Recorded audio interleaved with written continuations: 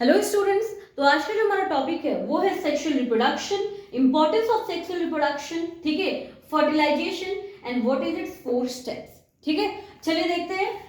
It can be defined as the production of new organism by the combination of female genetic information of 2 individual of different sexes.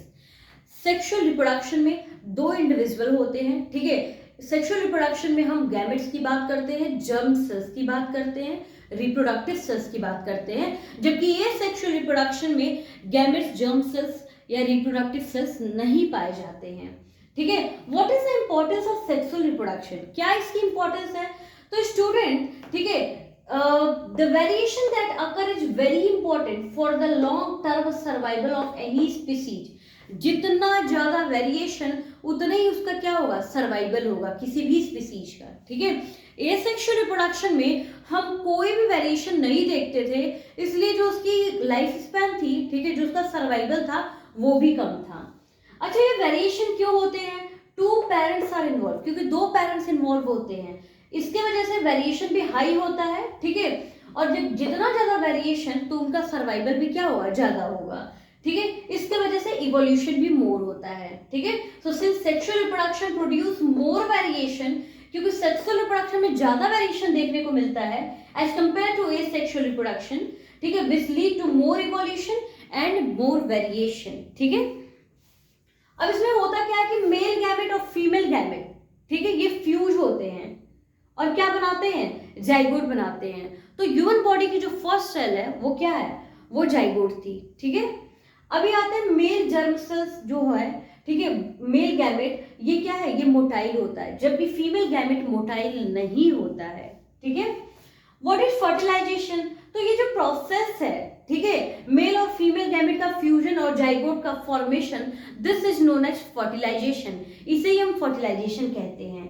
The process in which male gamete and female gamete fuse together to form a cell called zygote is called fertilisation.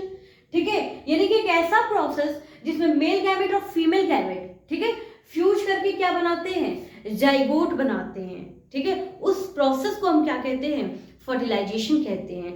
2 type के ये होते हैं, external fertilisation और internal fertilisation.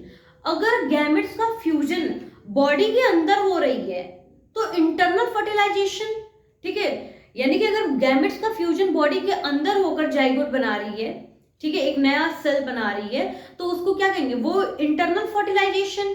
अगर जो gametes का fusion है वो बॉडी के बाहर हो रहा है, ठीक है, वहां पे एक नई सेल बना रही है, तो उसको हम क्या कहेंगे, external fertilization. Okay,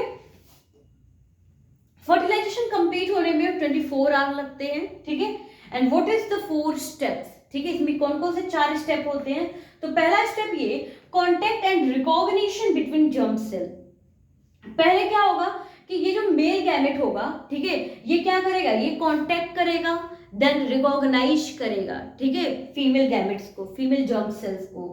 after that regulation of sperm entry into egg. अब उसके बाद, ठीक है, मेल गैमेट्स में ये जो स्पर्म होते हैं, ये सारे स्पर्म एग को फ्यूज नहीं कर पाते, कोई एक ही क्या करता है, उसको फ्यूज कर पाता है। ठीक है, तो अब वहां से फ्यूजन के बाद क्या होगी, स्पर्म की एंट्री होगी। ठीक है, स्पर्म एंटर किया, फ्यूजन ऑफ जेनेटिक मटेरियल। अब उसके बाद क्या होगा कि जेनेटिक मटेरियल का फ्यूजन होगा। ठीक है, जो गैमेट्स हैं इनमें जो जेनेटिक मटेरियल है उनका फ्यूजन होगा। After that activation of egg metabolism to start development. और फ्यूजन के बाद जब ये फ्यूज होंगे, ठीक है, तब क्या होगा, एक्टिवेशन ऑफ एग मेटाबॉलिज्म। ठीक है, एग मेटाबॉलिज्म की एक्टिवेशन होगी टू स्टार्ट डेवलपमेंट, और ये डेवलप करेंगे। So this is all about sexual reproduction, importance of sexual reproduction, fertilization, and what is its 4 step of fertilization. आप एक बार इसका स्क्रीनशॉट ले लीजिए।